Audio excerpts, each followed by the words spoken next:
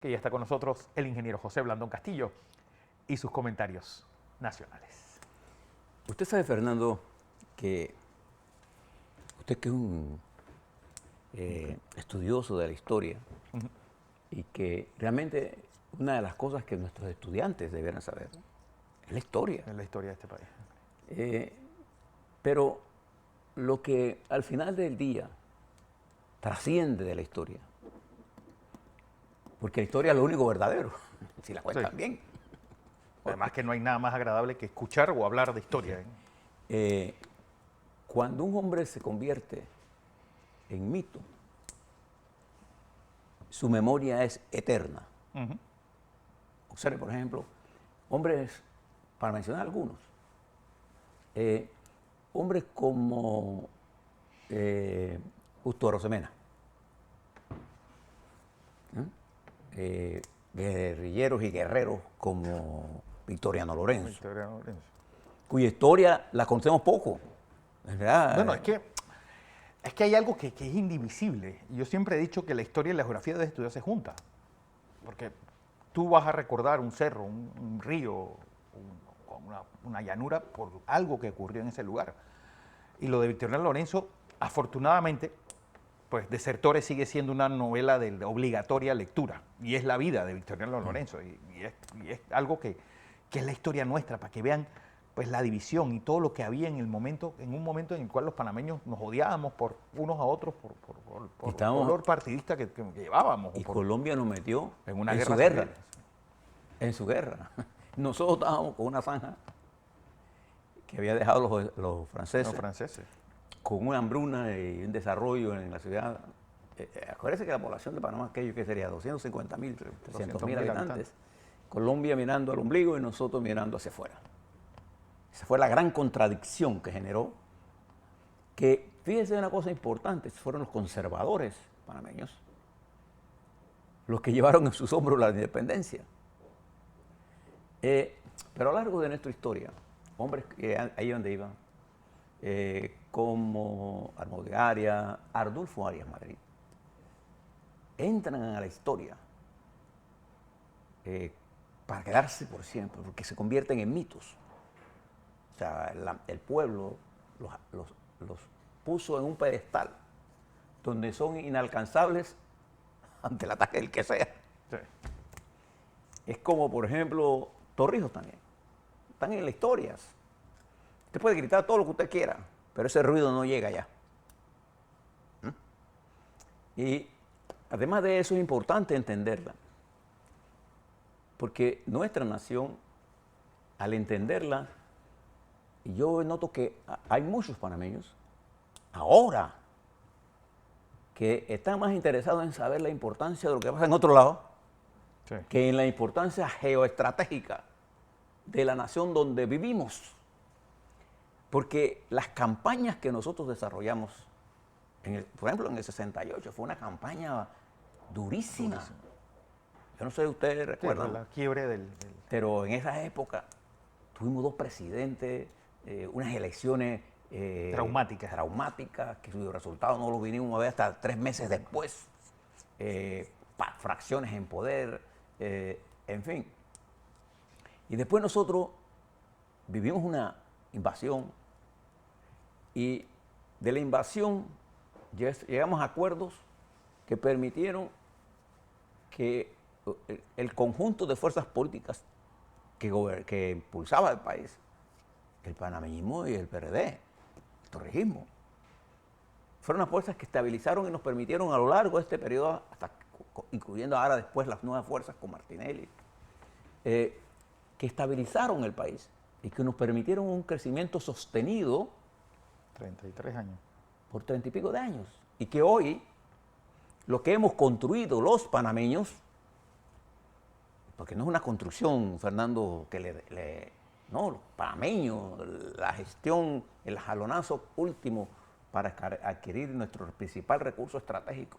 Fue un jalonazo importantísimo, fundamental, pero post-invasión, el entendimiento entre las fuerzas políticas nos llevó al título constitucional y nos llevaron a diseñar una administración post norteamericana a partir del 31 de diciembre del 99, con el control absoluto de nosotros, que mucha gente dudó si Panamá podía o no mantener el canal. Y llevamos 23 años administrando en forma eficiente el canal, produciendo más ingresos de lo que nunca imaginamos, y una negociación en que nosotros entregamos 23 años sin recibir nada más que lo que se ve. Bueno, estábamos recibiendo mucha tierra que no la aprovechamos, es decir, que en vez de en estar pagando los millones de dólares de alquiler, no lo aprovechamos. Seguía el país, porque las tierras estaban, pero nosotros nos controlábamos todo el territorio. Entonces, si usted ve la historia panameña, esta es una ciudad longitudinal. Es ahora que nosotros hemos terminado de construir con esta construcción que se está haciendo, usted ve en el final de Quinta Costera, para terminar la red circular de todas las ciudades. Entonces, hemos aprendido mucho, pero nos estamos olvidando de cosas centrales, como lo que está ocurriendo en este momento. En este momento, en el mundo, ese acercamiento de los Estados Unidos a nuestras estructuras políticas, ese interés del Comando Sur expresado en su comandante de mantener abierta la vía, es porque el sistema ya no es el canal ese norteamericano con bases, no, es un desarrollo logístico en la que está el canal. Tenemos un canal seco de ferrocarril, tenemos un canal seco de carretera, tenemos un canal de portuario, tenemos puertos importantes en el país, tenemos logística de comunicación que hace de Panamá lo que el señor ministro de Comercio dijo en Washington frente a la secretaria de Comercio, en un momento fundamental para los Estados Unidos, recordarles: nosotros no somos nada más amigos de ustedes, nosotros somos parte estratégica del mundo. Y el olvido de eso nos lleva a estar pensando en pendejadas. Sí. Porque todo esto requiere de grandes reformas, entre ellas la reforma educativa. Lo que Fernando, inmediatamente que yo le estaba diciendo de esto, ¿qué fue eso lo que dijo? Y bueno, ¿y dónde carajo vamos a sacar a la gente? Claro, porque nosotros afortunadamente creamos de la Universidad Tecnológica de Panamá. Yo no sé si usted han ido a la Tecnológica de Panamá. El campus más bonito de Panamá. Pero no solamente por lo bonito, sino que usted llega allí y los estudiantes están estudiando. Sí, eso es muy importante. Una cosa que primero que usted le llama, ahí no hay nadie tiene tiempo para pendejadas. La Tecnológica de nosotros es así, igual que la Facultad de Medicina y de Odontología de nosotros.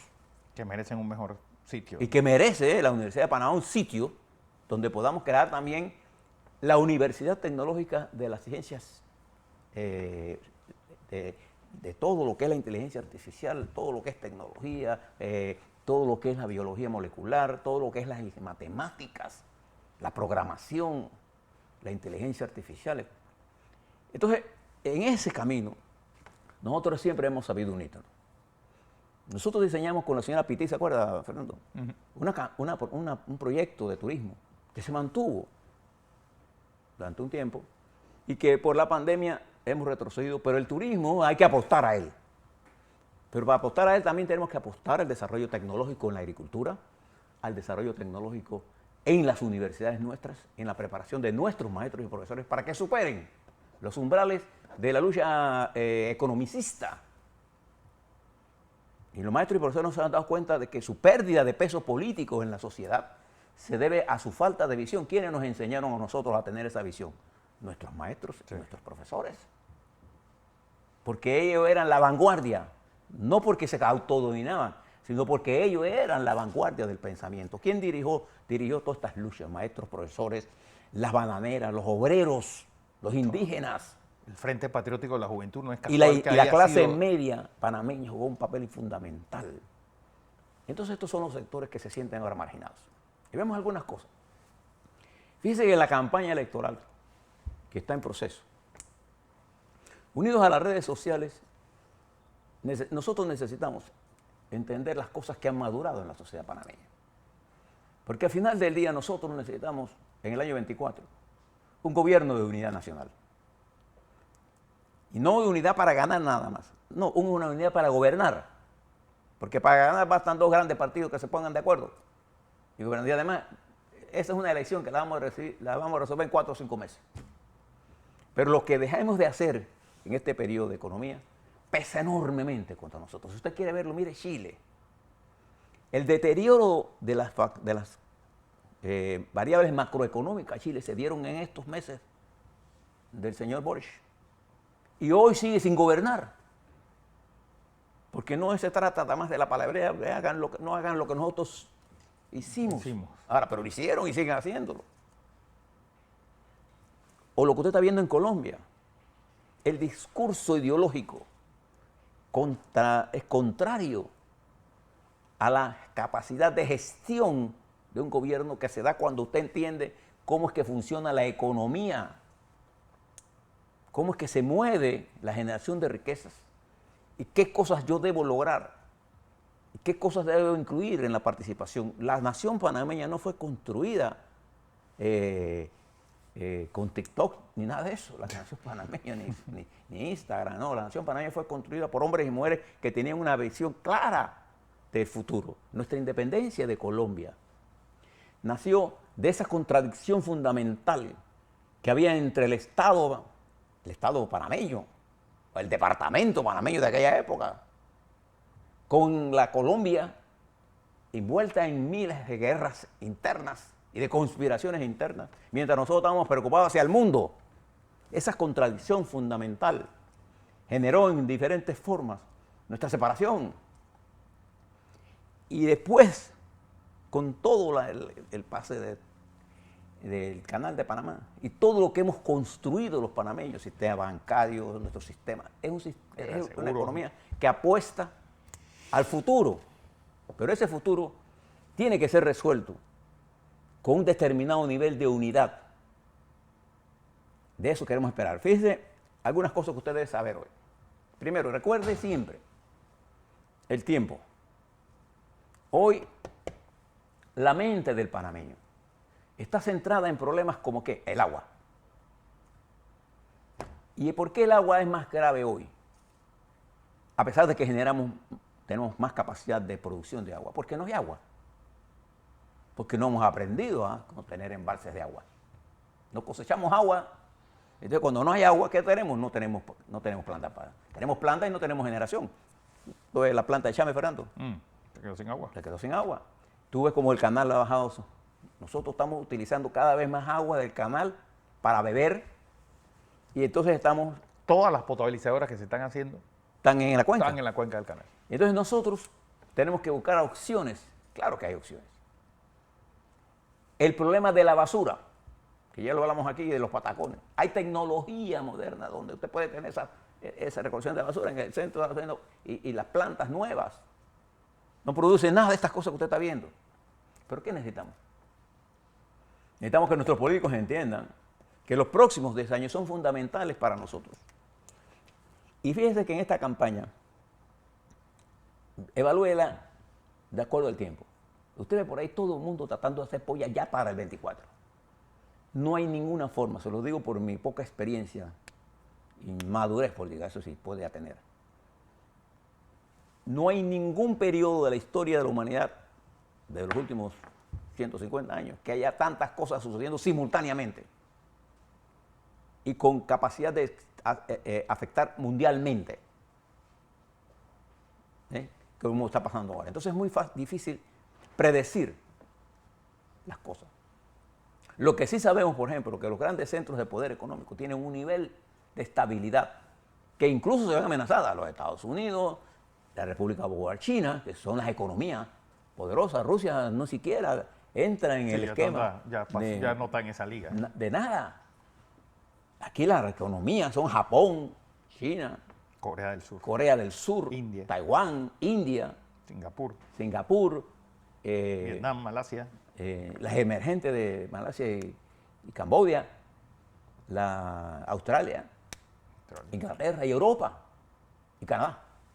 En nuestro continente, Brasil y el resto, incluido la mexicana, tan cerca de los Estados Unidos, beneficiada por todo un montón de cosas, se encuentra atrapada en un discurso ideológico que el presidente trata de resolver con halagos y con látigos y sin libertad. Que ayer alguien mencionó en un artículo de prensa que López Obrador y Petro son como si fueran unos gemelos. Que las mismas ocurrencias, las mismas echadas para adelante y echadas para atrás. Es decir, Y fíjense, y nosotros solamente tienen 6 años de diferencia de nacimiento. nosotros vamos a una elección con 4 grandes partidos y con 5 o 6 partidos pequeños y con un grupo de gente independiente. En eso se van a consolidar algunas campañas presidenciales, quizás la campaña que más, por ejemplo, en RM, es evidente que en ese proceso electoral van a Ricardo Martinelli. En el partido panameñista el candidato va a ser José Blandón Figueroa. En el partido Cambio Democrático se centra en una discusión importantísima. Por eso esa es tan atractiva. Y nosotros queremos empujar a estos dos dirigentes a una pelea por los mejores planteamientos. En el partido PRD, la correlación interna de fuerzas que vemos cuantitativamente y cualitativamente nos indican que el avance de esa campaña favorece a Gabriel Carrizo. Sí, no hay duda. En las candidaturas de abajo encontramos jóvenes como los Manas diciendo yo no quiero ninguna alianza porque yo no me lío con... Y que cree que el endoso del señor Rubén Blades, que no juega ningún papel realmente en la vida nacional actualmente, porque el que no está aquí no pertenece a la discusión. Entonces a Martín Torrijos, que es un elemento que corre fuera, se encuentra ya certificado que va con el partido PP, tiene que montar una alianza en una situación de complejidad que solo se va a definir cuando nosotros veamos las primarias de los 4 grandes definidas y cuando veamos cuál va a ser el comportamiento de los pequeños. Entonces, lo de Martín me recuerda mucho a la campaña de Endara del 2004, sí, cuando se lanzó por Solidaridad. Solo que Endara era un militante político durante todo el tiempo. Sí, eso sí. Entonces creo que... Pero además de eso, vivimos en este mundo de complejidades, de iluminados y de pérdida del centro político que se dio en Venezuela con Chávez.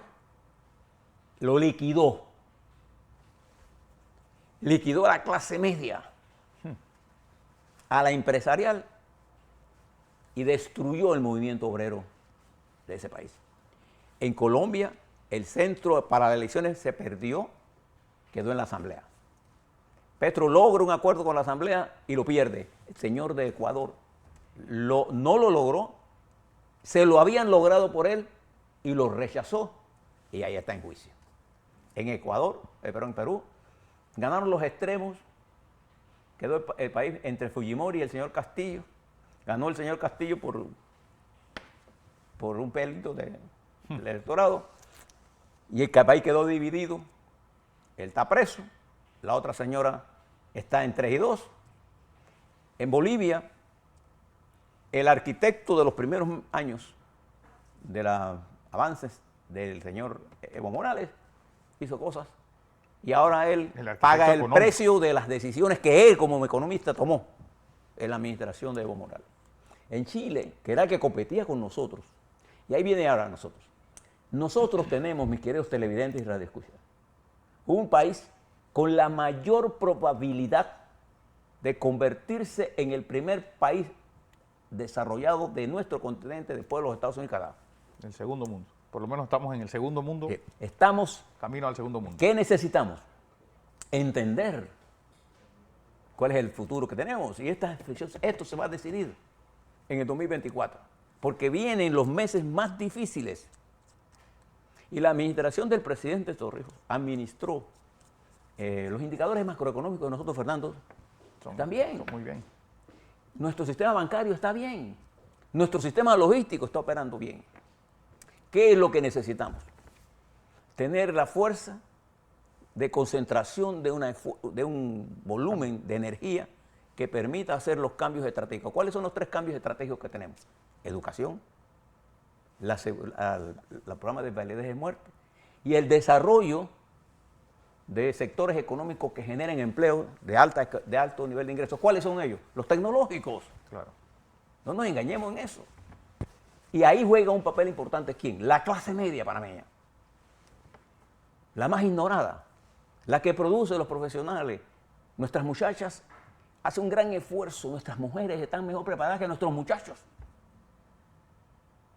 Nuestras muchachas tienen mayor preparación, nosotros tenemos que resolver esa desigualdad. Hay una desigualdad que ustedes hablan de la mujer y el hombre. Yo estoy más preocupada, estoy preocupado por ambas, pero estoy más preocupado por la desigualdad que se produce entre la gran formación de las mujeres y la poca formación de nuestros muchachos. Sí. Porque cuando intentan ellos formar pareja, hay unas... Sí, la familia va a tener otro... Claro, porque la otro mujer está problema mejor social. preparada que el hombre, y entonces la mujer, si se rinde ante el hombre, es arrastrada A su mediocridad. a una mediocridad, y si es llevada por el hombre se separa, y entonces se producen toda esta cantidad de divorcios que estamos teniendo de gente que un hijo que no atiende, porque el problema de los hijos no es darle comida nada más. Entonces todo esto, estos problemas sociales, no están en el debate. No. No están en el debate. Y entre más intentemos denigrar a los dirigentes políticos de este país, más bajo es el debate. Entre más descalifiquemos, ¿usted sabe quién gana? Los descalificados. Los descalificados. Esos son los que ganan. Así es.